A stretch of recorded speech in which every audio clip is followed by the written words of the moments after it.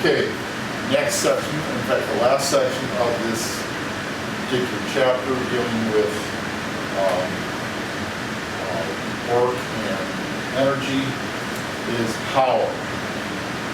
And we hear the word power a lot, and so now we're going to give you a classical physics definition for it. Here's an example.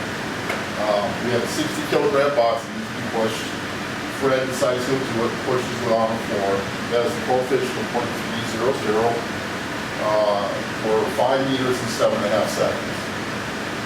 Ethel comes along and sees that the room has been altered, doesn't like it, and decides that she's going to push it back to where it was, only it takes her 6.5 seconds to get that done. They both did the same amount of work. Work is force times distance. Then they both push the same with the same force over the same distance. Well, what force was that? So how much work was being done by each? Well, work is defined as force times distance. And the force here is the normal force or the weight of the box that has to be pushed times the coefficient of friction. In other words, what we're looking at here in this box is the forward force. And we did this with the flat surface friction problems. So you've got Fw here, which is Fn, and the point at which it overcomes friction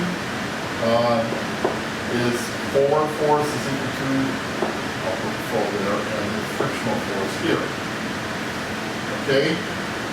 So mu is defined as Fn over Ff over Fn, and define Ff then, we multiply by Fn, so Ff equals mu times Fn. Well, what is Fn? Like I said, is Fw. So it's mu times Fw. So that means then that the work here is going to be mu times Fw times the distance. Well, we know mu to be 0.300. Fw is the mass times the acceleration due to gravity. So we said it's a 60 kilogram box times the gravitational acceleration, 9.80 meters per second squared, and times the distance that is pushed, which we said was 1 meters. So you multiply all that together, the amount of work that they both did, they did the same amount of work, both Fred and Ethel, is 882 joules. By the calculator. But one did it in a second faster than the other. So the difference there was not the work, but the amount of power that was used. Whoever did the least amount of time produced the greatest amount of power. And so classical physics defined power as work divided by time, because the smaller the denominator, the greater the power. So it's an inverse relationship between those two. Well, in this particular case, if we take a look at Fred, Fred was 882 joules divided by 7.5 seconds. Okay? And that value turned out to be 118 joules per second. But we have a label that we use instead of joules per second that is named after a Scottish physicist who developed the steam engine. His name was James Watt. So this is 118 watts. And it sure is a shame that you students aren't with me right now, because then we could have that fun little banter about what? But you're not here, so we're not having that kind of fun. Anywho.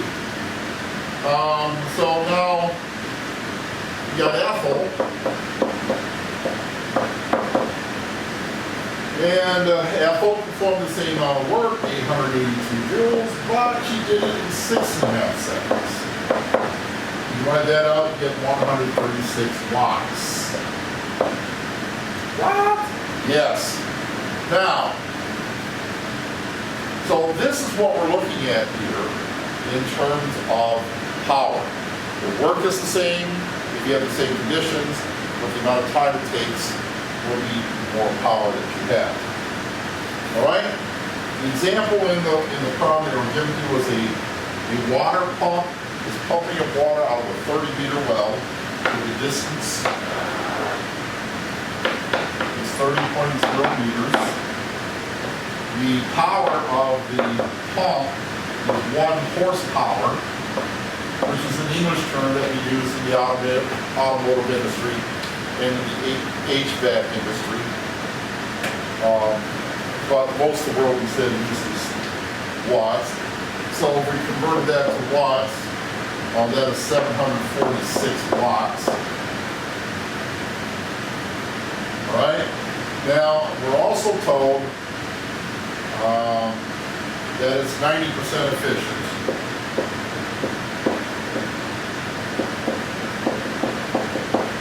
And just to make a little comment here, if you were ever to invent an engine or a machine or something and say, well, it's 100% efficient, we don't lose anything to heat or anything, they will never give you a patent for it. There's no such thing as a perfect machine. So 90% is outstanding. But regardless.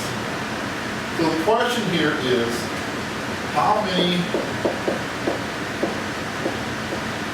kilograms of water is going to get pumped out of this 30-meter well in 1 minute? So T equals 1 minute, which I'll convert right over to seconds because in SI, the time is expressed in seconds. The unknown number of kilograms, that is our mass, so that's what we want to solve for. And we'll tackle this 90% efficient thing in just a little bit. So let's start with what we have here. Okay, we know that power equals work over time. We also know that this is going to equal force times distance over time. And of course the force is going to be mass times gravitational acceleration, because when you pump the water up, gravity's trying to shove it right back down. So this becomes mgE over T. So when we work this, the mass is what we're trying to solve for, but the power is 746 watts. Equals mass. G is 9.80 meters per second squared, times the distance 30 meters, over the time, which is 60 seconds. So if we resolve this thing over here on the right-hand side, we get 746 is equal to 4.9 m.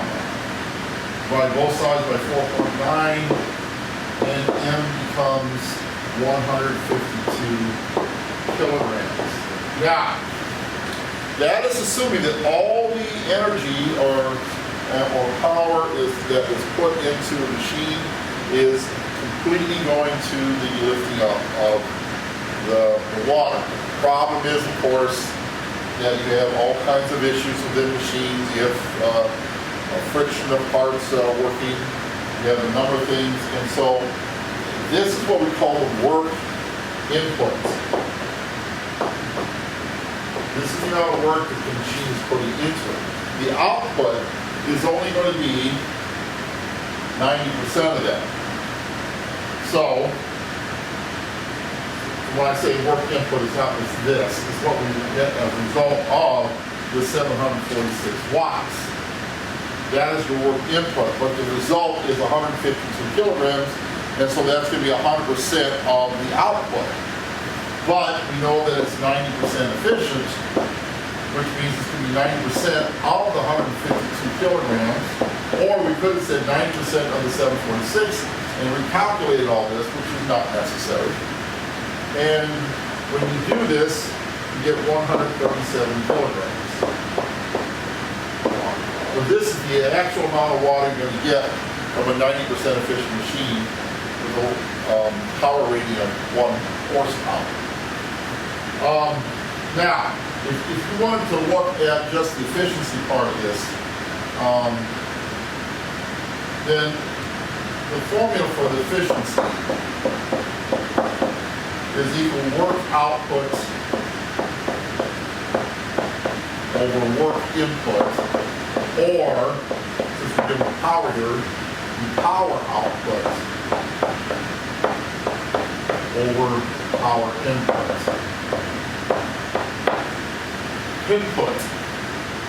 Anyway, if you want a percentage of it, like we showed here, so percent efficiency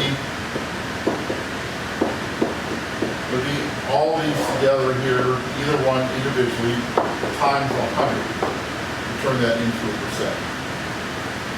Okay, the script only talked about work, but power is also involved in the same type of calculation. Okay? So, your practice problems, page 178, 64 through 70. Even. Have fun.